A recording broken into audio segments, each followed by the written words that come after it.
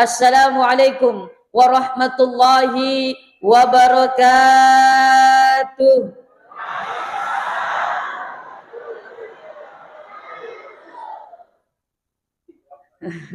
Ada Pak Sulam duduk di bawah pohon mangga. Ada Pak Sulam duduk di bawah pohon mangga. Semoga yang jawab salam insya Allah masuk surga. Tapi buah kedong-dong, buah bengkoang. Yang jawabnya madodong, masuk surganya belakangan. Cakep. Alhamdulillah. Alhamdulillahilladzi arsala rasulahu bil huda wa dinil haq liyudhiru 'ala ad-dini kullih walau karihal musyrikun walau karihal kafirun walau karihal munafiqun. Arsalahu basyiran wa nadhiran wa da'iyan ila Allah bi izni wa sirajan munira. Asyhadu an la ilaha Asyhadu an la ilaha wa asyhadu anna salatan wa salaman ala nabiyyina wa habibina wa syafi'ina wa qurrata a'yunina wa maulana Muhammad wa ala alihi wa sahbihi wa man tabi'a bi ihsan ila yaumin turja'un, amma ba'd. Mohon maaf panitia, saya enggak di atas podium. Kalau tadi Pak Camat yang mengaji nggak apa-apa di atas podium. Karena saya nggak biasa di atas, saya suka di bawah. Kenapa ketawa Pak? Maksudnya di bawah podium Bapak? Lebih leluasa. Ibu-ibu, bapak-bapak, wabil khusus Bapak Camat, Kecamatan, apa ini kecamatan apa namanya ini? Watang Sidenreng, Ibu Lurah, Empagae, atau para pejabat, mohon maaf dengan tidak mengurangi rasa hormat saya tidak bisa sebutkan satu persatu. Yang tadi saya dengar saja, yang sempat hadir, tokoh agama tentu, para alim ulama, tokoh masyarakat, ibu-ibu dan bapak-bapak, hadirin hadirat sidang jamaah peringatan Maulid, tanpa terkecuali semua insya Allah dirahmati, diberkahi, diridhoi oleh Allah Subhanahu wa taala. Wabil khusus ta'ziman wa karamatan yang kami muliakan tentu adalah keluarga besar yang telah membangun Masjid Nurul Haramain. Cocok? Nurul Haramain ini. Masya Allah, ini menjadi amal jariah. Ini menjadi celengan untuk kita yang membangun, yang mewakafkan tanahnya, pun yang menyisihkan mungkin. Ada sebagian rizkinya disisihkan untuk pembangunan masjid ini. Insya Allah itu semua nanti akan menjadi tabungan kita nanti di yaumil akhir. Amin. Amin ya rabbal alamin. Bersyukur kepada Allah Subhanahu wa taala. Alhamdulillah walhamdulillah summa alhamdulillahi rabbil alamin. Salawat dan salam tak lupa kita curahkan kepada baginda Rasulullah sallallahu alaihi wasallam. Seraya kita sama-sama bersalawat. Allahumma salli wa sallim wa barik alaihi sallu alaihi. Ibu bapak hadirin hadirat rahimakumullah. Kalau kita berbicara peringatan Maulid, pasti kita akan berbicara sosok manusia yang tidak akan pernah bosan kita bicarakan. Sosok manusia yang semakin kita bicarakan, yang semakin kita mengenal, akan semakin terlihat kemuliaan dan kesempurnaannya. Yang semakin kita kenal semakin dalam, insya Allah akan semakin bertambah rasa cinta kita kepadanya. Yang semakin bertambah rasa cinta kita kepadanya, maka yakinlah akan semakin terbuka lebar pintu kebahagiaan dan keselamatan bagi siapa yang mencintainya. Peringatan Maulid di Sulawesi ya identik dengan seperti ini. Walaupun sekarang bukan lagi telok yang diburah. Ini apa ini? Apa namanya? Enggak, ininya ini. Apa? Apa? Canteng. Cante. Oh, cante. Masya Allah, ada lagi ini apa? Sajadah. Ada lagi itu apa itu? Tas, Masya Allah. Ada lagi di pojok gayung itu ember. Tapi udah habis kayaknya di sana tuh. Masya Allah ya Rahman ya Karim. Ini hanya sebagai penyemangat, hanya sebagai, mohon maaf, dekorasi, hanya sebagai bumbu-bumbu dalam peringatan maulid. Yang pada hakikatnya awalnya kan orang dulu, mohon maaf, maulid, angka bura, angka telo, angka soko. Nah bura di situ, angka to lokatna, angka to lisuna. Masya Allah ya Rahman ya Karim. Ciri khas daripada Sulawesi. Di daerah kampung halaman saya, mohon maaf, saya kan orang Bogor, Jawa Barat. Oh, degaga telo, degaga soko, degaga panteng, degaga lisu. Kalau peringatan maulid, Masya Allah. Nah ini ciri khas Sulawesi. Walaupun ternyata bukan hanya di Sulawesi saja. Saya pernah, mohon maaf, maulid di daerah Sumatera, daerah Palembang, melewati Sungai Musi, di daerah Transmigran. Ternyata maulid di situ, angka telokna, angka sokokna, angka burakna. Karena memang apa? Di situ banyak komunitas orang Bugis. Kemarin saya ke Kalimantan safari maulid juga. Angka to, burakna, telokna. Di Kalimantan Timur, Kutai Timur, Masya Allah Sangata. Oh, Megalakda Taugi. Walaupun di sana bukan namanya burak. Namanya di sana apa namanya di sini? Pohon telur. Hebat sekali orang Kalimantan, pohon pun bertelur. Masya Allah. Kemarin pun saya safari maulid di daerah Jakarta, Bekasi, Tangerang, Jawa. Di daerah Jakarta Utara, Tanjung Priuk. Angka to, telo, angka to burak. Bahkan buranya digantung di atas tenda. Kenapa? Karena memang di situ dekat laut, banyak orang Sulawesi. Orang setiap di situ ada komunitas orang Sulawesi, orang Bugis, maka budaya dibawa khususnya ketika peringatan maulid. Makanya Masya Allah, saya suka, mohon maaf, takjub sama orang Sulawesi, orang Bugis. Di mana-mana banyak orang Bugis. Sumatera banyak orang Bugis. Di Kalimantan banyak orang Bugis. Di Jakarta, Jawa banyak orang Bugis. Di penjara banyak orang Masya Allah ya Rahman ya Karim. Tapi intinya bukan ini. Inti daripada peringatan maulid yang pertama adalah apa? Untuk mengenal lebih jauh lagi sosok yang kita jadikan teladan. Ada pepatah, tak kenal maka tak sayang maka tak cinta maka kok sayang lagi. Bagaimana kita mau cinta kepada Rasulullah kalau kita tidak kenal Rasul? Nah bagaimana cara kita mengenal Rasul? Karena kita tidak hidup di zaman Rasul. Rasul 14 abad lewat yang lalu hidupnya beliau. Nah kita mohon maaf baru sekarang.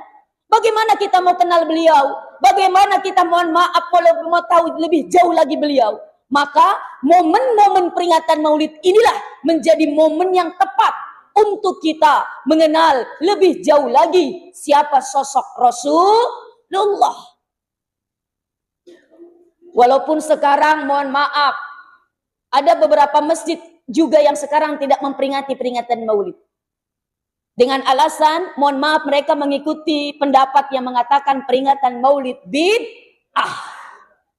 Kenapa bid'ah? Pokoknya yang tidak ada di zaman Rasulullah, tidak dilakukan oleh Rasul dan sahabat itu bid'ah. Peringatan maulid seperti ini tidak ada di zaman Rasul, bid'ah. Wa kullu bid'atin dolalah. Setiap yang bid'ah sesat. Wa kullu dolalah finnar. Dan setiap yang sesat masuk neraka. Jadi kita yang ikut peringatan maulid, menurut pendapat mereka masuk neraka. Jamaah masuk neraka. Apalagi pengurus masjidnya. Apalagi penceramah. Masya Allah ya Rahman ya Karim. Biarlah, tapi kita mengikuti ulama-ulama yang memang hasil istihadnya memang peringatan maulid. Seperti Imam Al-Asqalani, Imam As-Suyuti mengatakan peringatan maulid ini perlu.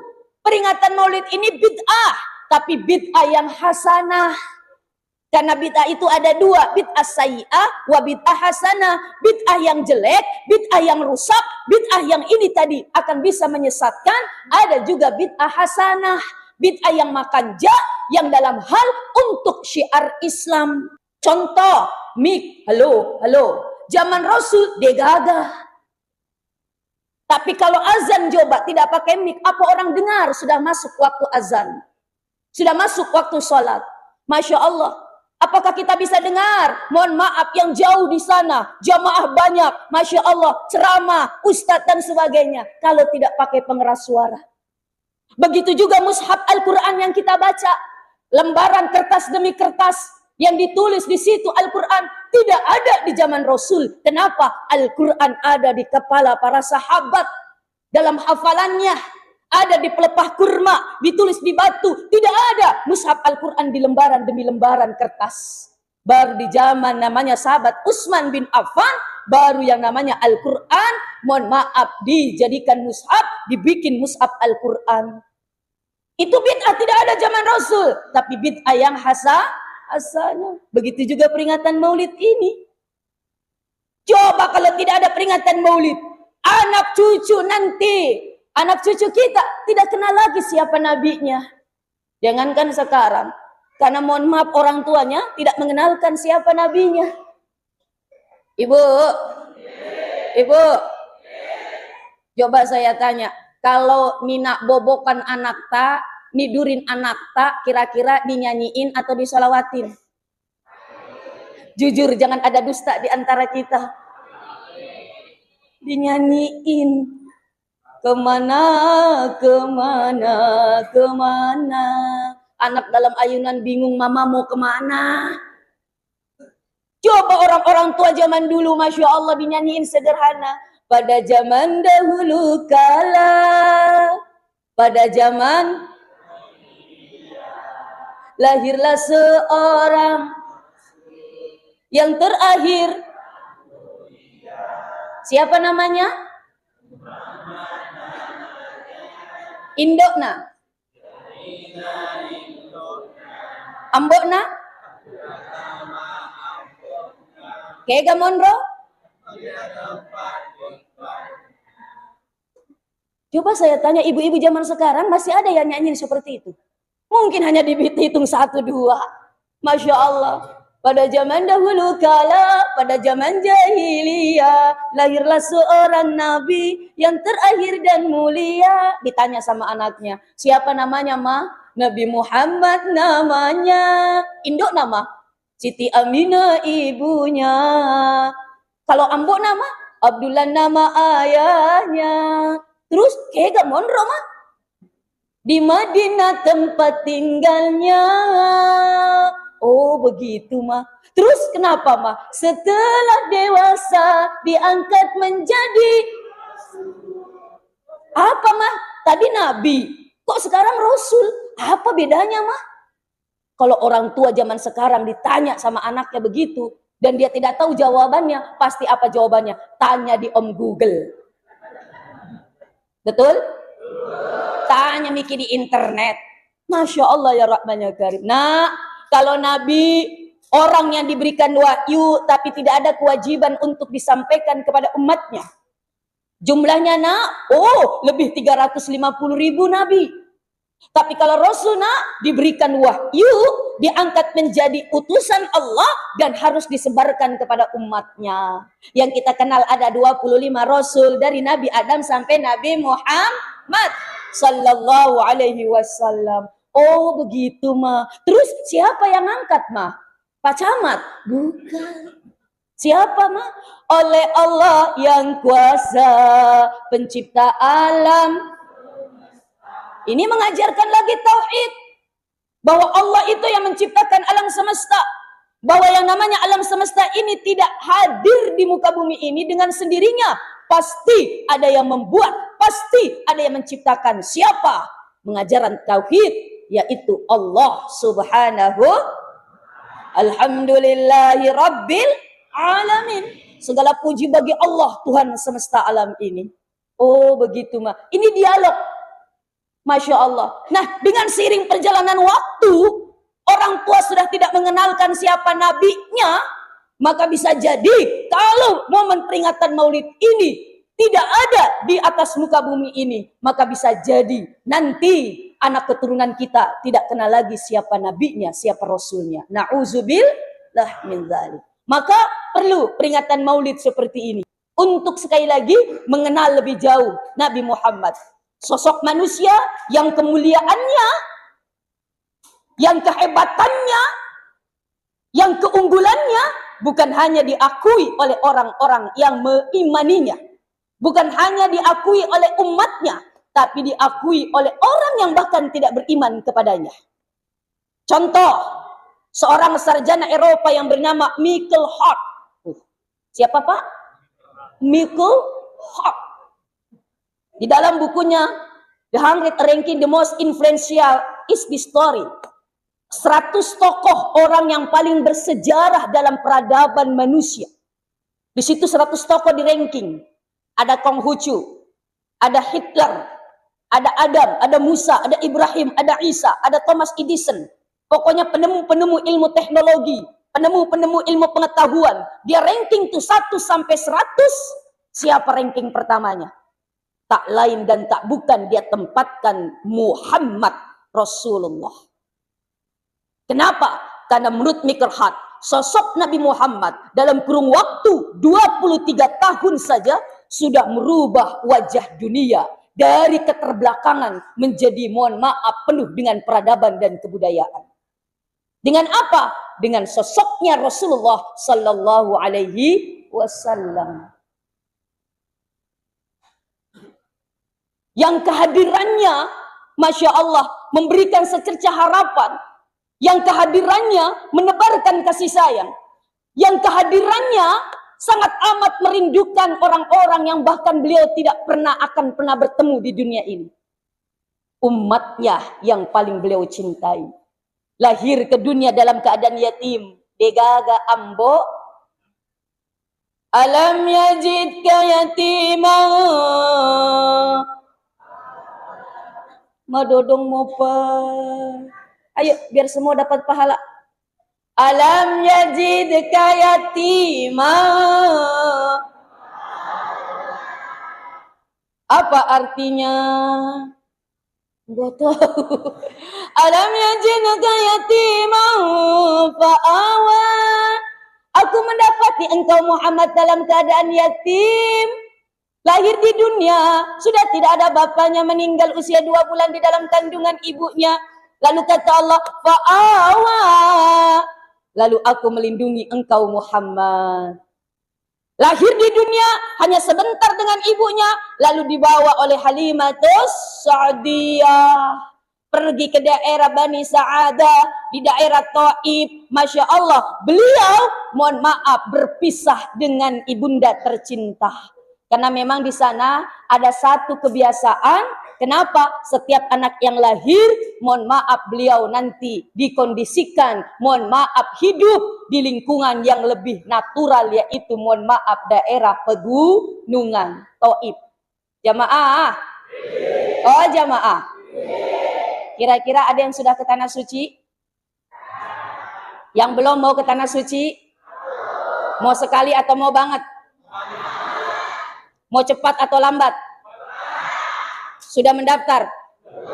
Belum. Masya Allah, kalau kita diberikan rezeki bisa ziarah ke tanah suci, minta sama travel tempat ibu bapak, mohon maaf, menunaikan ibadah ke tanah suci, antar ke daerah Taif. Biasanya sekarang travel rata-rata ziarah tambahan ke Taif. Nanti di situ ada sejarah yang luar biasa. Yang di situ tempat Rasulullah dilempari batu, dicaci maki.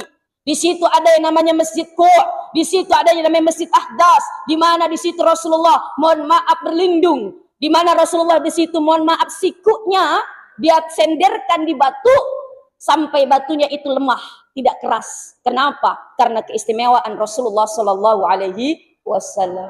Ini Rasul tinggal di situ. Tidak lama kemudian 6-7 tahun beliau harus kehilangan ibunda tercinta. Lalu ulama-ulama mengambil hikmah. Kenapa orang tua Rasulullah meninggal sebelum Rasulullah, mohon maaf, remaja? Ternyata hikmahnya agar Rasul tidak terdidik oleh orang tuanya. Kenapa? Rasul mengatakan, Adzabani Rabbi fa ahsana ta'dibah. Yang mendidikku langsung adalah Tuhanku, maka baguslah didikannya. Dan Rasul pun memiliki anak, anaknya tidak ada yang sampai besar. Hanya Siti Fatimah, mohon maaf yang laki-laki, Abdul Qasim, Ibrahim, Abdullah, tidak ada yang besar. Beliau anak-anaknya yang laki-laki wafat sebelum besar. Kenapa? Ternyata hikmahnya agar tidak ada yang namanya nabi keturunan daripada Nabi Muhammad. Karena jelas Nabi Muhammad adalah apa? Maka Muhammadun aba ahadim min rizalikum walakin Rasulullah wa khataman nabiyyin. Muhammad bukanlah bapak dari kalian semua, tetapi dia adalah Rasulullah dan penutup para nabi. Degaga nabi setelah Rasul. Walaupun ada orang-orang yang mengaku nabi, Bapak Ibu. Contoh dari India, negaranya Shahru Khan, coach Hotah. Namanya Mirza Ghulam Ahmad. Di situ ada Ahmadnya. Kenapa? Karena yang mengaku nabi rata-rata namanya ada nama Ahmad. Kenapa? Berangkat dari surat, mohon maaf, dari ayat suci Al-Quran. Wa idh qala Isa bin Maryam. Ketika Nabi Isa bin Maryam mengatakan kepada ya Bani Israel, wahai umatku, inni Rasulullah minkum. Sesungguhnya aku adalah utusan untukmu. Musaddiqan lima baina yadayya minat Taurat. Yang membenarkan apa yang sudah diturunkan dari kitab Taurat. Wa mubasysyiran bi rasuli ya'ti min ba'dihi ismuhu Ahmad. Nabi Isa mengatakan kepada kaumnya, nanti ada rasul setelah aku Isa yang lahir ternyata 500 tahun setelah Nabi Isa alaihissalam wafat. Apa? Siapa namanya? Ismuhu Ahmad. Namanya Ahmad alias Muhammad. Ya ini, karena ayat ini yang namanya Ahmad, ngaku-ngaku Nabi. Tadi Mirza Ghulam Ahmad. Ada dari Jakarta namanya Ahmad Musaddiq. Katanya kalau Nabi biasa dari Timur Tengah, sekali-kali Nabi dari Jakarta. Indonesia, apalagi Indonesia adalah muslim terbesar di dunia. Maka wajar kalau ada Nabi dari Indonesia. Ini Ahmad Musaddiq. Dia berani mengganti syahadat. Asyhadu an la ilaha illallah wa asyhadu anna Ahmad Musaddiq Rasulullah. Dan salah satu alirannya, salah satu, mohon maaf, petuahnya dia, katanya sholat belum wajib. Jadi apa? Sholat nggak diwajibkan menurut dia. Makanya pengikutnya banyak anak-anak muda, para eksekutif. Tapi alhamdulillah sudah ditangkap. Ini hebat. Polisi Amerika mungkin hanya bisa menangkap teroris. Tapi polisi Indonesia hebat, bisa menangkap Nabi. Nabi palsu. Masya Allah ya Rahman ya Karim. Ini apa? Mohon maaf, sosok Rasulullah.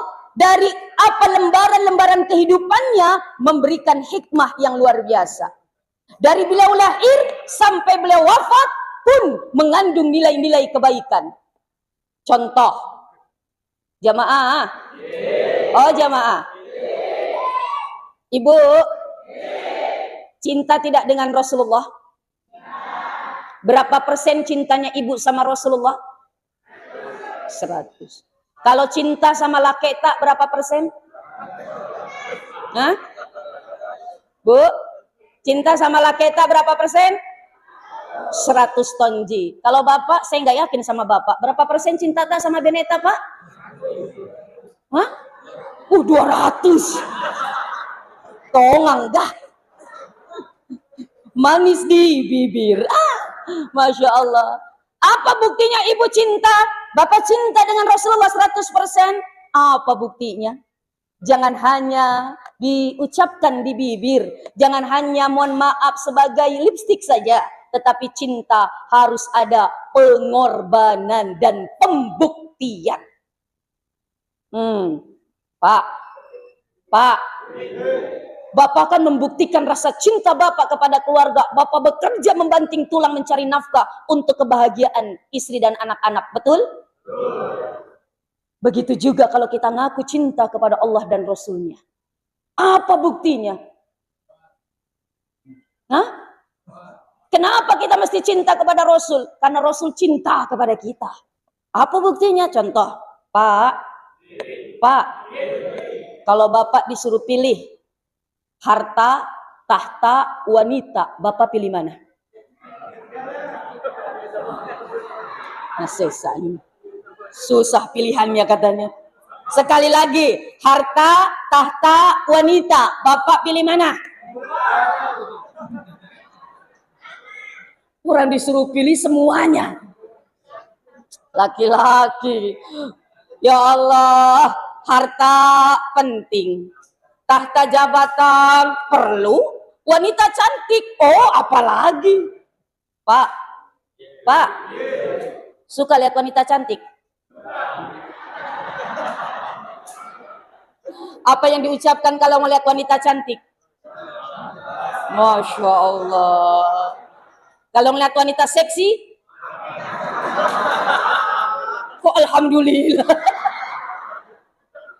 Masya Allah ya Rahman ya Karim. Pak, Rasul pernah ditantang sama Allah. Berangkat dari ayat tadi surat Tuha ayat 5. A'udzubillahi minasyaitonirrajim. Wala sawfa yu'tika rabbuka. Ulangi lagi. Kan semua hafal ya, makanya biar dapat pahala.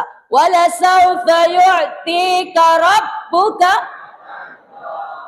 Apa artinya? Enggak tahu lagi. Wala sawfa yu'tika. Maka pasti bakal Tuhanmu memberikan apa saja. Yu'tika rabbuka. Tuhanmu akan memberi apa saja yang engkau mau. Apa yang engkau minta. Tuhanmu akan kasih, kata Allah. Fatarbo, yang membuat engkau ridho. Yang membuat engkau senang, Allah kasih. Dan Allah tantang. Kamu mau harta? Aku jadikan itu gunung emas untuk kamu. Menjadi orang kaya di dunia ini. Atau menjadi penguasa. Aku akan jadikan engkau penguasa dari timur sampai barat, utara sampai selatan. Satu-satunya engkau yang paling berkuasa di dunia ini. Mau? Atau kamu mau wanita cantik yang akan memberikan ketenangan kepadamu? Aku carikan wanita paling cantik akan menjadi pendampingmu. Mana Muhammad yang kamu pilih? Kalau Bapak tadi disuruh pilih dua, tiga-tiganya, itulah bedanya umatnya dengan Nabi. Rasul bilang apa? Izan ya Rob. Tidak ya Rob. Gak mau semuanya. Lalu apa yang membuat engkau senang? Apa yang membuat engkau tidak senang? Maka Rasulullah menjawab, ya Rob, la arba wa wahidun min ummati finnar. Wahai Tuhanku, aku tidak akan pernah tenang, aku tidak akan pernah ridho, aku tidak akan pernah senang ketika ada satu saja umatku yang akan menjadi penghuni neraka-Mu ya Allah. Jadi yang membuat saya senang, Allah, jangan engkau masukkan satu saja umatku menjadi penghuni neraka-Mu. Itu yang membuat aku ridho. Tuh, kalau Bapak tadi pilih tiga-tiganya. Kenapa? Karena mikirin diri sendiri. Rasul memikirkan umatnya. Rasul memikirkan kita. Pak, Bu, karena cintanya Rasul sama kita, Rasul itu sering menangis. Ditanya oleh sahabat, Rasul, kenapa engkau menangis, meneteskan air mata? Aku rindu dengan umatku. Aku kangen dengan umatku. Sampai segitu rindunya engkau sampai menangis. Lalu ditanya sahabat, siapa umatmu yang kau rindukan sampai menangis begitu Rasulullah? Apakah kami, kata sahabat? La, antum ashabi. Bukan, kamu adalah sahabatku. Kamu bertemu dengan aku bertemu dengan kamu. Kita hidup satu masa. Lalu siapa yang engkau rindukan wahai Muhammad? Yang engkau tangisi? Aku menangisi umatku. Umatku adalah orang-orang yang tidak pernah bertemu denganku, tapi mereka begitu yakin dan percaya kepada kita yang tidak pernah berhidup dengan Rasul, tapi insya Allah kita yakin bahwa beliau adalah utusan Allah, bahwa beliau adalah penebar kasih sayang, bahwa beliau adalah pembawa rahmat untuk kita. Mana lagi buktinya Ustazah? Ada lagi. Pak, Bu, Rasul wafat itu sama dengan hari lahirnya beliau. Beliau lahir hari apa? Senin. Tanggal 12 Rabiul Awal. Di waktu malam.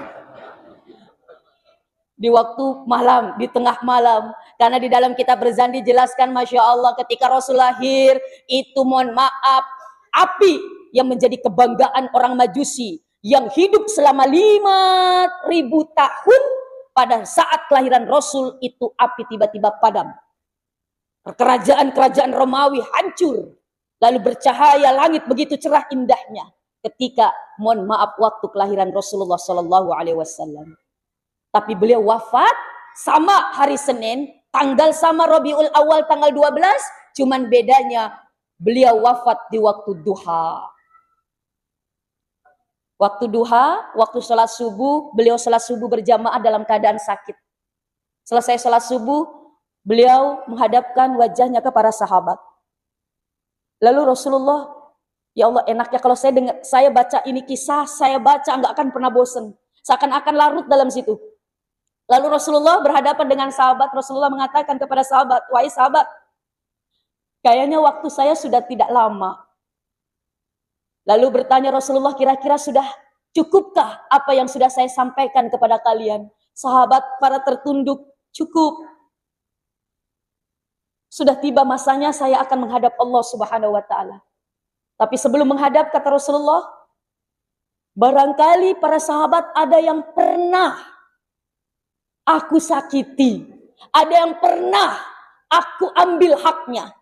Maka saat ini, kata Rasulullah, tolong yang merasa diambil haknya, minta kepada saya. Yang merasa disakiti, balas sekarang. Hening semua pada saat itu, Bapak Ibu. Mendengar apa yang dikatakan Rasulullah. Tiba-tiba ada seseorang sahabat yang bernama Ukasyah. Orangnya mabolong la. Kalau mabolong la ada bahasa Bugisnya apa? Apa? Malotong apa? Pokoknya hitam lah. Masya Allah. Ini Ukasyah langsung angkat tangan. Ya Rasulullah. Ya Ukasyah. Kenapa? Maaf, kalau memang nanti apa yang saya sampaikan itu adalah, mohon maaf, menjadi utang buat engkau, maka perlu saya sampaikan. Apa Ukasyah? Saya pernah berdiri di belakang untaknya engkau, tanpa sepengetahuan engkau. Engkau cambuk itu unta, tapi ternyata, mohon maaf, cambuk itu terkena badan saya. Kalau memang ini yang akan bisa menghalangi engkau, wahai Rasulullah, maka perlu saya sampaikan. Jadi, saya minta dibalas. Jadi, saya juga ingin mencambuk engkau, Rasulullah. Wah, sahabat marah. Ini Ukasyah, Rasul sedang sakit dan sebagainya. Kalau begitu, Ali ambil cambuk di rumah Fatimah. Ali pun pergi ke rumah Fatimah, tanya Fatimah, mana cambuk ya Rasulullah? Buat apa? Ini Ukasyah mau cambuk Rasulullah. Menangis Fatimah. Tega banget itu Ukasyah. Ayanda saya sedang sakit. Kenapa dia ingin cambuk Ayanda? Tenang, ini urusan Rasul dengan Ukasyah. Ambil cambuknya. Ini Ukasyah, maaf Rasul, ketika saya kena cambuk engkau, saya dalam keadaan tidak pakai pakaian. Maka biar seri nih. Buka pakaian engkau, wahai Rasulullah. Oh, sahabat makin marah. Abu Bakar bangun. Wahai Ukasyah, kalau begitu saya yang tanggung itu. Rasulullah. Tidak, kata Rasulullah. Umar pun begitu, Ali pun begitu. Sampai cucunya Hasan dan Husain pun mengatakan demikian. Tapi kata Rasulullah, tidak, ini antara saya dengan Ukasyah. Dibuka bajunya Rasulullah. Ketika dibuka Bapak Ibu, Masya Allah, wajahnya, tubuhnya memancarkan cahaya yang luar biasa. Harum tubuhnya, dicium sampai, mohon maaf, radio 1 kilometer itu keharuman tubuh Rasulullah. Ini tubuhnya Rasulullah, Pak. Keringatnya, Pak. Itu bau, itu wangi luar biasa. Makanya Aisyah kalau pulang dari kerja, mohon maaf, Rasulullah pulang dari bepergian, itu Aisyah suka sekali itu, mohon maaf, peluk-peluk Rasulullah. Biar apa? Biar keringatnya nempel di tubuh Aisyah. Biar Aisyah ikut wangi. Siapapun yang pernah dipegang oleh Rasulullah, pasti orang tahu ini bekas, mohon maaf, pegangan Rasulullah. Makanya ibu, tiru Aisyah.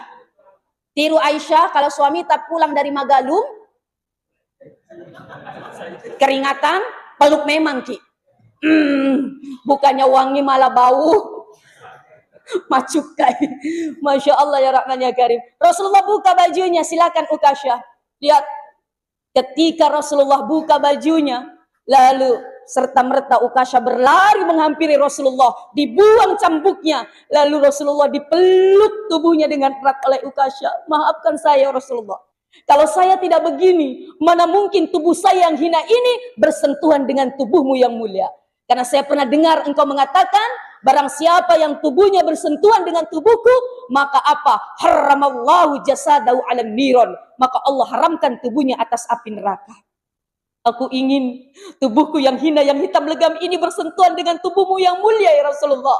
Maka aku bersandiwara seperti ini. Kalau tidak seperti ini, tidak mungkin aku bisa bersentuhan tubuhku ini. Masya Allah.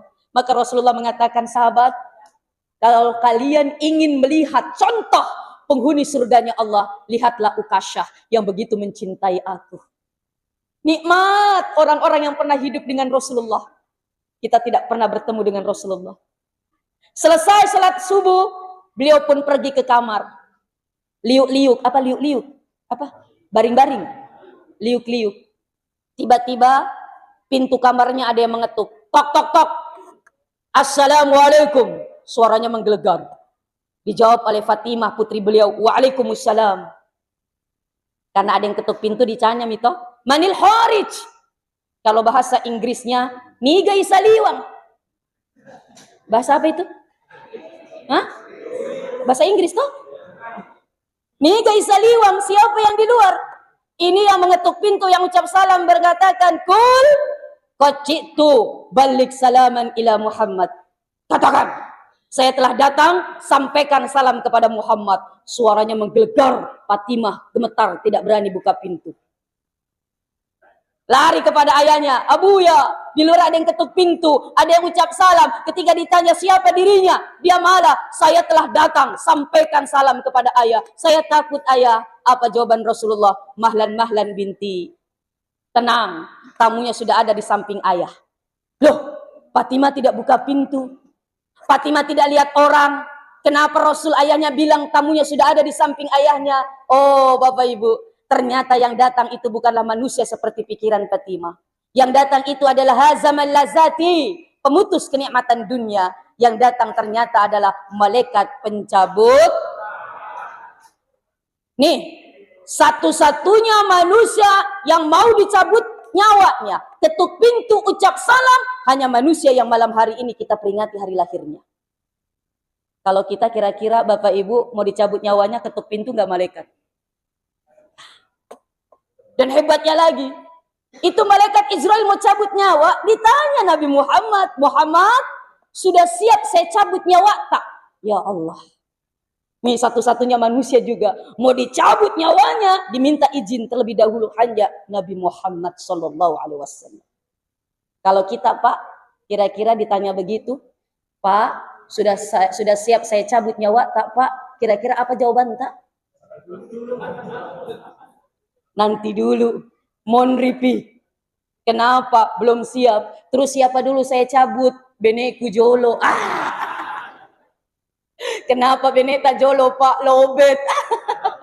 Atau kenapa Pak beneta julu mohon maaf kebetulan punya becak. Tahu becak bene cadangan.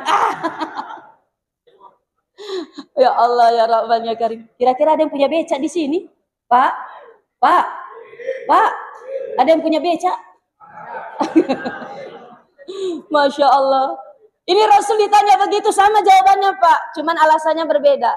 Lisa ya Israel. Belum. Lama. Limadha ya Muhammad. Kenapa? Karena engkau menyalahi aturan nih Israel. Engkau datang sendirian. Aina Jibril. Mana Jibril? Nyalahi aturan. Kenapa? Orang yang mau dicabut nyawanya. Wala mu'min wala kafir. Baik orang yang beriman maupun orang yang kufur. Pasti Israel ditemani malaikat Jibril. Ini Israel datang sendirian. Ini kisah saya belajar ketika belajar kitab Daqaiqul Ahbar. Mana Jibril? Ternyata Jibril tasakka. Cocok tasakka. Nyangkut. Tasakka apa? Ya pokoknya begitu. Nyangkut. Nyangkut di mana? Di langit dunia. Langit 1. Dari Baitul Ma'mur tempat kumpul malaikat. Langit 7, langit 6. Sampai langit 1 sama-sama. Tapi langit 1. Jibril bilang, Israel, istamir, materuki. Terus. Tapi atas perintah Rasulullah, Jibril turun. Ini udah ada Jibril. Sudah siap Muhammad? Belum. Apalagi sebelum Jibril jawab pertanyaan saya. Apa kira-kira ditanya oleh Nabi kepada Jibril? Ya Jibril, kaifa ummati ba'da mauti? Ada pemimpin begini nih. Jibril, kalau saya mati, umatku bagaimana? Ya Allah. Ada pemimpin mau mati. Kalau saya mati, rakyatku bagaimana? Paling yang ditanya, beneku bagaimana? Lakeku bagaimana? Warang-parangku bagaimana? Jabatanku bagaimana? Itu. Ini Rasul. Kalau aku mati, bagaimana wahai Jibril umatku? Kaifa ummati ba'da mauti? Lalu Jibril pun menjawab, tenang, umatmu dapat keistimewaan. Apa? Allah pernah mengatakan dan aku dengar apa? Haramtul jannata ala sairil ummah. Aku haramkan surga atas seluruh umat. Hatta tadhulu ummatu Rasulullah. Sebelum umatnya Muhammad Rasulullah masuk, aku haramkan itu surga atas seluruh umat. Pak, Ibu, mau masuk surga? Mau cepat atau lambat? Ya Allah. Kullu ummati yadkhuluna al-jannah. Semua umatku insya Allah masuk surga, kata Rasulullah. Illa man aba, kecuali yang tidak mau. Lalu ditanya, maya'da ya Rasulullah, siapa yang tidak mau? Man ato'ani qad dakhalal jannah. Barang siapa yang mengikuti aku, maka dia akan masuk surga. Wa man asoni, barang siapa yang enggan mengikutiku, durhaka kepadaku, wa ya'ba, dialah yang tidak mau masuk surga. Tuh, kalau kita ingin masuk surga, ikuti Rasulullah. Dan insya Allah kita masuk surganya paling duluan. Ketika dapat jawaban Jibril, Muhammad pun tenang. Bagaimana Muhammad? Singkat cerita, ya saya siap, cabut nyawanya. Kalau manusia biasa, bukan langsung Israel, ada 4 tim sukses pencabut nyawa. Ini manusia biasa. Jadi kalau ini caleg ini punya tim sukses.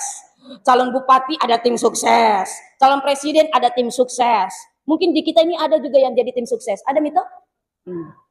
Malaikat pencabut nyawa juga punya tim sukses. 4 tim sukses pencabut nyawa. Tapi ini manusia spesialis, langsung punggawatnya yang cabut, Israel. Gak pakai tim-timan, langsung turun tangan. Dari Indo aja.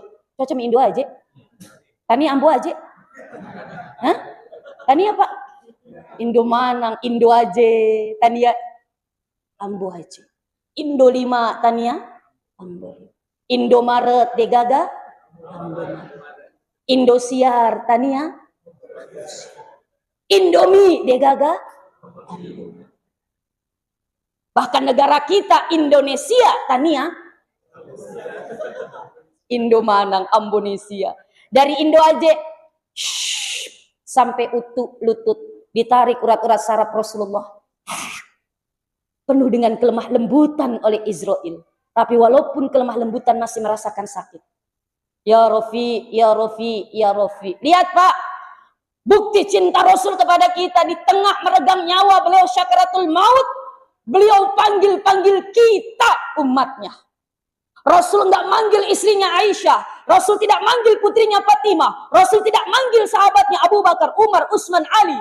Cucunya Hasan, Husain. Tidak. Yang beliau panggil siapa? Kita. Ummati, ummati, ummati. Kenapa? Karena Rasul cinta banget sama kita, Pak, Bu. Kenapa umatmu, wahai Muhammad? Lalu Rasulullah pun bertanya, Israel, begini orang sakaratul maut sakitnya. Ini mah nggak sakit, kata Israel. Ini yang paling lembut. Jadi umatku kalau dicabut lebih sakit dari ini. Lebih sakit Rasul. Lebih sakit wahai Israel. Iya. Lihat Pak, Bu. Lihat nih. Puncak cinta Rasul kepada kita. Kalau memang ini lebih sakit umatku ke sakaratul mautnya wahai Israel. Aku minta Israel, jangan engkau berikan sakitnya umatku ketika syakaratul maut. Limpahkan semua sakitnya umatku ketika engkau cabut ketika syakaratul maut ke saya sekarang. Limpahkan sekarang ke saya. Sehingga umatku tidak merasakan sakitnya syakaratul maut. Limpahkan sekarang, wahai Israel. Ya Allah Bapak, Ibu, kalau Rasul nggak cinta, nggak mungkin Rasul menanggung semua rasa sakit umatnya ketika syakaratul maut. Kenapa? Karena Rasul cinta banget sama kita. Karena Rasul sayang banget sama kita. Karena Rasul peduli kepada kita. Maka Bapak Ibu, ayo balaslah cintanya Rasul kepada kita. Jangan sampai Rasul cintanya bertepuk sebelah tangan dengan kita.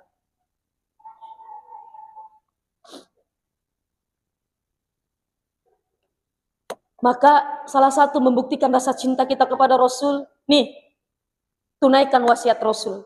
Apa? Ketika tadi dicabut nyawanya, ummati, Rasul hanya pesan, as-sholah, as-sholah, as-sholah. Kalau mau bahagia umatku, jaga sholat tak. Jaga sholat tak. Jaga musuh pajang tak. Sehebat apapun dia, tinggi jabatan, karir luar biasa, banyak harta, disegani orang, dihormati orang. Tapi kalau dia tidak sholat, hancur. Hancur. Gak ada apa-apa. Gak berkah hidupnya. Sehebat apapun dia, Masya Allah. Tapi kalau dia tidak mengerjakan sholat-sholatnya tidak dijaga, iya mungkin hanya di dunia. Tapi nanti di akhirat, ya Allah. Allah sudah kasih kenikmatan luar biasa. Tinggi jabatan, karir luar biasa, mega warang parang, megala dagalung, megala dadara, megala dadoi, makan jala da bola, megala da oto, megato bini. Ya Allah, ini wasiat terakhir. Ngaku cinta kepada Rasul tapi nggak mau menunaikan wasiatnya. Walaupun sudah diwasiatkan mega mopa umatnya depa melo musung pajang. Alasannya banyak. Saya sakit, malu kalau kita ngaku sakit nggak mau sholat sama Nabi Ayub. Nabi Ayub bertahun-tahun sakit Bapak Ibu. Ini badan sudah habis dimakan ulat. Nabi Ayub meminta, ya Allah engkau boleh kirim ulat menggerogoti tubuhku. Tapi jangan sampai ulat yang engkau tugaskan menggerogoti tubuhku, mohon maaf, memakan lidah dan hatiku. Karena kapan itu ulat sudah makan lidah dan hatiku, maka aku tidak akan pernah mengingatmu lagi, wahai Allah. Bayangkan, menurut kisah, Nabi Ayub kalau mau sembahyang, dia taruh dulu ulat-ulatnya. Kalau sudah selesai, ambil lagi ulatnya, taruh lagi di tubuhnya. Hartanya habis, jabatannya hancur, istri-istrinya banyak, kabur semua. Tinggal satu namanya Siti Rahmah. Makanya orang Arab kalau panggil jamaah perempuan Indonesia dipanggilnya apa, Bu? Rahmah. Siti Rahmah 10 real, 10 real. Kenapa? Karena Siti Rahmah itu istri Nabi Ayub yang paling sabar. Karena jamaah Indonesia dikenal paling sabar dibandingkan dengan negara-negara lain. Saya pernah jamaah saya, kebetulan namanya Siti Rahmah, dipanggil-panggil, Siti Rahmah 10 real. Dia bilang, Bu Haji, kenapa dia tahu nama aku, Bu Haji? Saya bilang, jangan GR dulu. Memang semua jamaah Indonesia dipanggil Siti Rahmah. Masya Allah. Nabi Ayub puluhan tahun, makanya nanti di akhirat kalau ada alasan saya nggak sholat Allah karena saya sakit. Oh, Nabi Ayub protes, jangan engkau terima alasannya, wahai Allah. Saya, di mana Allah memberikan rasa sakit kepada manusia yang lebih sakit selain aku, kata Nabi Ayub. Jangan engkau terima alasannya. Wah. Yang kaya, oh Allah saya nggak sholat kenapa? Karena engkau amanahkan harta. Saya banyak sekali yang harus diurus. Harta saya jaga. Hei Nabi Sulaiman, di mana ada manusia mengalahkan kekayaan Nabi Sulaiman? Di akhirat nanti alasan begitu diprotes sama Nabi Sulaiman. Ya Allah, siapa orang yang paling kaya engkau berikan kekayaan, melainkan mohon maaf melebihi kekayaan saya. Tapi begini-begini, saya masih tetap ibadah, saya masih sholat. Jangan engkau terima alasannya ya Allah. Tuh, gak ada alasan. Deh, nah lolos, apalagi lulus deh, gak ada. Ya Allah, ini kan banyak begitu alasannya marepai magalung, marepai madara, marepai mabalu, marepai mapabot, marepai mana, marepai mago, Ibu Marepa mau gosip, Bu. Masya Allah, ya Rahman ya Karim. Subuh kesiangan, zuhur kerepotan, asar di perjalanan, maghrib kecapean, isya. Dega kamu sumpah jangan. Ya Allah. Selain anni asala ini, Pak, Rasul pun berwasiat, ummati as-sala, ummati an-nisa, an-nisa, an-nisa. Pak, jaga benek tak, jaga kaum makunrai, jaga anak perempuan tak, jaga adik perempuan tak. Jangan sampai, mohon maaf, terhina lagi kehormatannya wanita seperti sebelum Islam datang.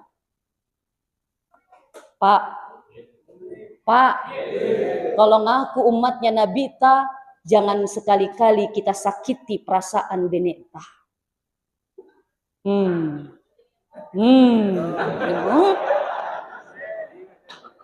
Jangan mentang-mentang Bapak kuat, jangan mentang-mentang Bapak punya kekuasaan, badannya lebih kuat, seenak-enak, apalagi dengan alasan, oh saya kan sudah bayar uang penaik, Mas Soli apa?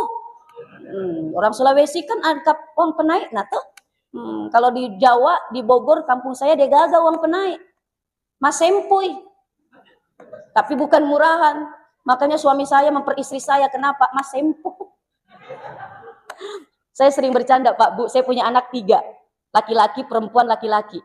Laki-laki yang paling besar sekarang selagi semester akhir di Jogja kuliah. Yang perempuan semester 3 di UIN. Saya bilang sama anak laki-laki saya, cari istri jangan orang Sulawesi ya. Kenapa Bunda? Mas Soli. Tapi saya bilang sama anak perempuan saya yang kedua, cari suami orang Sulawesi ya. Kenapa Bunda dapat uang penaik? Masya Allah. Tapi ya ini yang namanya adat ya. Yang penting ridho sama ridho. Masya Allah. Ya ini mohon maaf Bapak jangan mentang-mentang kuat Pak. Karena istri bukan untuk disakiti. Istri, apa singkatan istri? Istana surga tempat ridho ilahi. Sekali lagi, istana surga tempat ridho ilahi. Kalau mau Allah ridho sama kita, bikin istri tak senang, bikin istri tak bahagia. Susah, kasih kebahagiaan.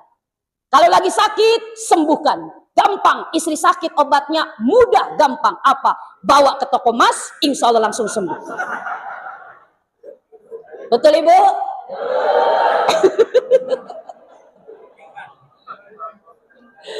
Ya Allah. Pak, coba saya tanya, 1 minggu tidak ada beneta di rumah, bagaimana perasaan tak?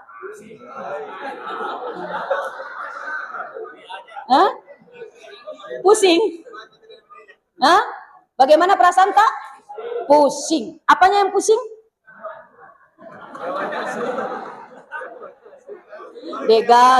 Degaga manasu, degaga masesa, degaga masaring. Betul tidak? Kenapa? Karena selama ini Bapak limpahkan semua urusan domestik kepada beneta. Betul tidak? Bapak urusannya cuma keluar, magalung, madara, mabalu, pergi kantor, pulang ke rumah. Kerjanya cuma 3M. Apa itu 3M Pak? Mandre, matindro, menre. Padahal tadi tuh Ustadz Pak lihat dengar Pak Ustadz baca, wa kana sallallahu alaihi wasallam syadidal haya'i wat tawadhu yahsifu na'lahu wa yarta'u sawbahu wa yahlubu syatahu wa yasiru fi hidmati ahlihi bisiratin sariyah. Rasulullah adalah sosok yang amat pemalu, maten resirina, tawadhu, alena mato yang memperbaiki sendal kalau rusak, alena mato yang memperbaiki, yang menjahit bajunya kalau robek, alena mato yang memerah susu dari bembek kalau mau minum susu. Wa yasiru fi hidmati ahli bisiratin sariyah. Dia sangat membantu pekerjaan keluarganya. Ini Rasul, ini Nabi, pemimpin negara, pemimpin umat, pemimpin perang, beliau pemimpin segala-galanya. Tapi lihat, turun langsung pekerjaan rumah tangga. Pak, dengar jeritan hati seorang istri. Jangan kau tak sakiti, apalagi sampai KDRT, dipukul, dibanting. Nggak boleh, Pak. Makanya jadi istri, Bu. Jadi istri jangan kurus-kurus sekali. Kenapa? Kalau kurus lah, gampang dibanting-banting sama benek laki tak. Makanya saya nggak mau kurus. Saya bangga sama cowok. Kenapa? Oh, biar tidak bisa dibanting sama lakiku. Jangan minder, Bu. Yang berat badannya besar, berat, jangan minder. Kenapa? Nanti di akhirat, orang yang masuk surga duluan orang-orang yang berat timbangannya.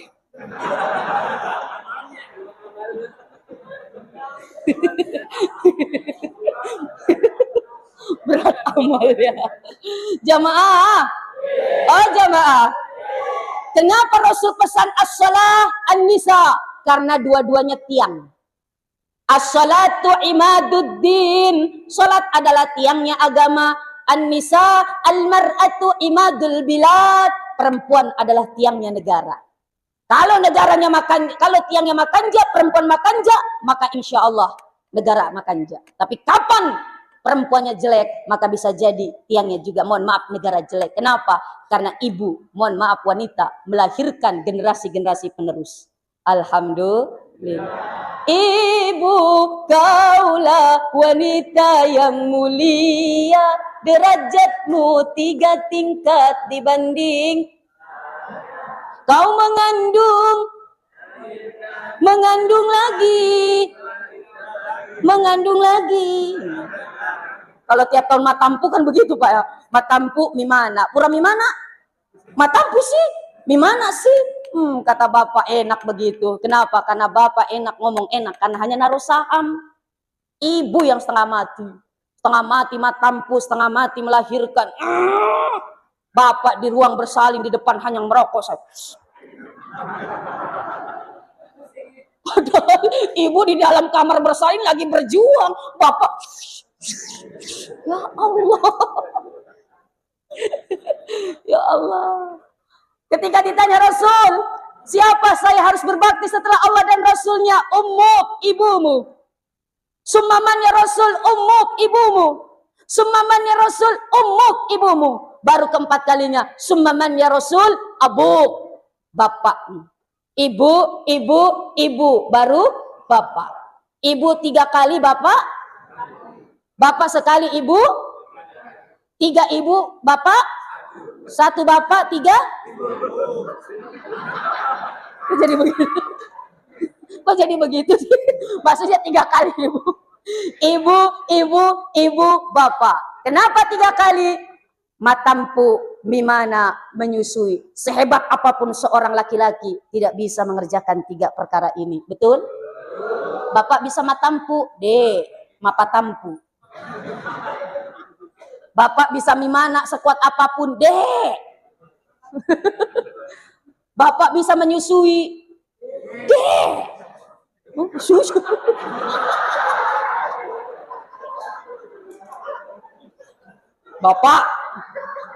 Bapak, hati-hati. Masya Allah ya Rahman ya Karim. Apalagi kalau susunya kadar luasa.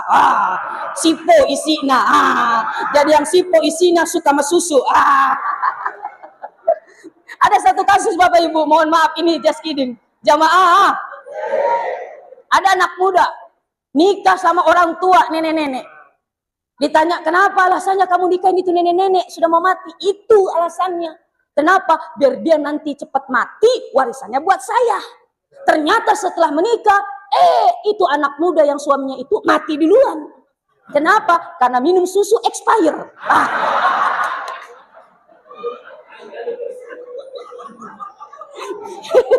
Jamaah. Oh jamaah. Jadi hati-hati Pak. Yang sudah expire Beneta jangan diminum. Masya Allah. Diganti. An-nisa as-shalah, naik lagi ke atas. Alaikum bis-shalah, alaikum bis-shalah. Wajib atasmu salat dan naik lagi ke atas. Ummati alaikum bis-shalah wa ma malakat aimanukum. Wajib atasmu sholat, dan sholatnya orang-orang yang menjadi tanggung jawab kita. Pak, sholat benekta anakka menjadi tanggung jawab kita. Tegas. Kalau ada yang tidak sholat, suruh sholat. Gak apa-apa dikata galak, gak apa-apa dikata cerewet. Yang penting anak kita selamat. Benekta tidak mau sholat, tegas. Bu, sholat. Kenapa? Tanggung jawab bapak sebagai pemimpin keluarga. Kalau tidak mau pak, kalau ibu tidak mau sholat, tidak nurut sama bapak, pilih dua pilihan. Apa pak? Diganti atau ditambah. Masya Allah. Nah, mohon maaf, ini kisah bagaimana cintanya Rasul kepada kita. Maka dari itu sekali lagi, buktikan rasa cinta kita kepada Rasul dengan apa tadi? Menjalankan wasiat Rasulullah Sallallahu Alaihi Wasallam. Yang kedua, tentu meneladani sifat-sifat Rasulullah. Sabarnya, beliau dimaki, beliau dicaci, beliau dihina, beliau bahkan mohon maaf dilempari batu. Bahkan beliau pernah diberikan kotoran unta sementara sembahyang. Pak, ujian luar biasa Pak. Kita alhamdulillah. Rasul itu pernah sholat, sementara sholat ada yang namanya Abdul Muhid, seorang Quraisy Mekah, bawa ambil kotoran unta dari rumahnya. Ketika lihat Rasul, kenapa? Sedang sujud, kotoran unta diletakkan di kepalanya Rasul. Kenapa? Karena dia tertarik dengan sayembara Abu Jahal. Barang siapa yang mampu menaruh kotoran Muhammad yang sedang ibadah, maka aku akan berikan dia 100 ekor unta. Dia kasih kotoran unta di atas kepalanya. Fatimah lihat sampai menangis. Sudah ayah, berhenti engkau berdakwah. Saya enggak mau engkau dihinakan seperti itu. Tapi apa jawaban Rasulullah? Walaupun matahari engkau letakkan, Allah letakkan di atas, mohon maaf, di tangan kananku, bulan di tangan kiriku, apapun tidak akan pernah, mohon maaf, menggoyahkan tekadku untuk berdakwah menyiarkan agama Islam. Kenapa? Karena ketabahan, karena keikhlasan, karena kesabaran Rasulullah Sallallahu Alaihi Wasallam. Bagaimana Rasul ditimpa di batu, dilempari batu, dikata orang gila. Apa bahasa Bugis orang gila? Tahu jangan, wong edan, wong sedeng, orang gila.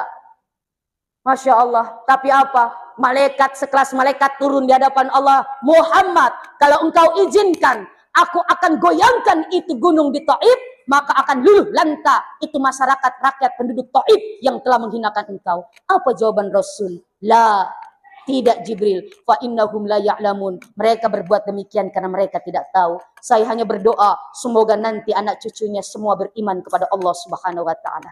Buktinya sekarang masyarakat Taif beriman semua.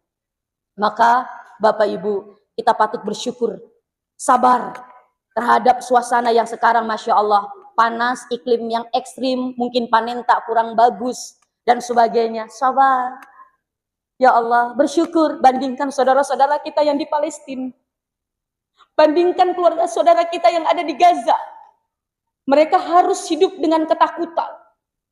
Mereka harus hidup dengan cekaman, bombardir, peluru, rudal.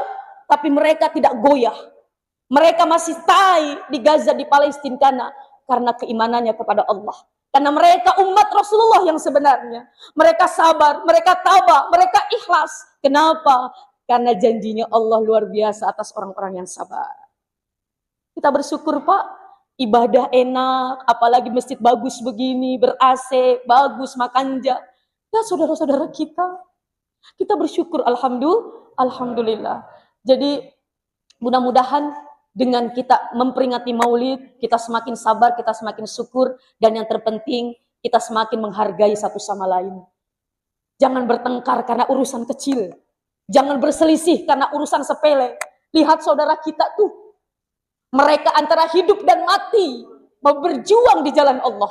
Kita hanya urusan sekecil-kecil saja, remeh, kita berselisih, bertengkar. Jangan, malu kita sama mereka, malu. Maka hidup damai, tenang, penuh dengan kedamaian, silaturahmi kuat. Walaupun kita berbeda, karena itulah keindahan. Karena ikhtilafin fi ummati rahmah. Perbedaan di dalam umatku adalah rahmat. Jadi mudah-mudahan sekali lagi Bapak Ibu, dengan Maulid, hablum minallah semakin kokoh, iman kita semakin kuat, dan juga hablum minan nas, hubungan kita semakin sesama manusia pun semakin makanja, menghargai, menghormati satu sama lain, dan yang terpenting jangan sampai pecah, jangan sampai terputus silaturahmi kita, insya Allah. Mungkin ini saja yang bisa kami sampaikan. Sudah jam 10. Apa? Tambah. Apa? Pembaca doa. Gak usah pembaca doa. Ya, mungkin ini saja yang bisa saya sampaikan. Terakhir, sebagai bentuk kasih sayang, bentuk cinta kita, man ahabba syai'an fa aqsara zikr. Barang siapa yang cinta kepada seseorang, kepada sesuatu, maka dia akan banyak mengingat dan menyebut apa yang dicintainya.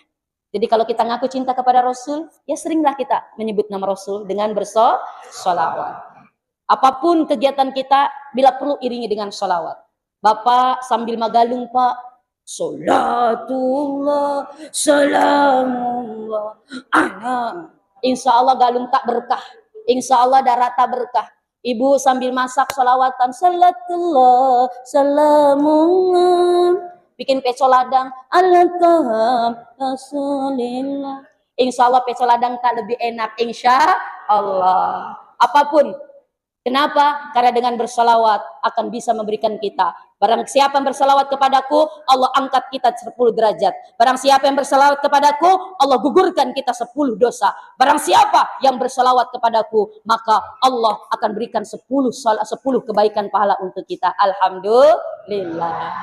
Sallallahu ala Muhammad.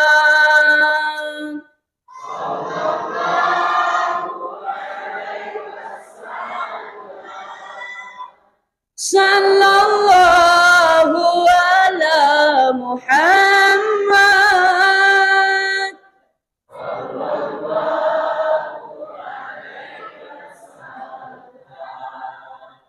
Ya Nabi salam alaika.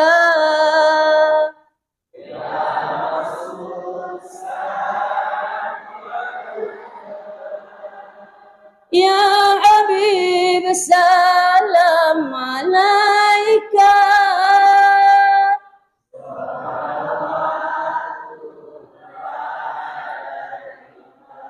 Terakhir, bila ingin berjumpa Nabi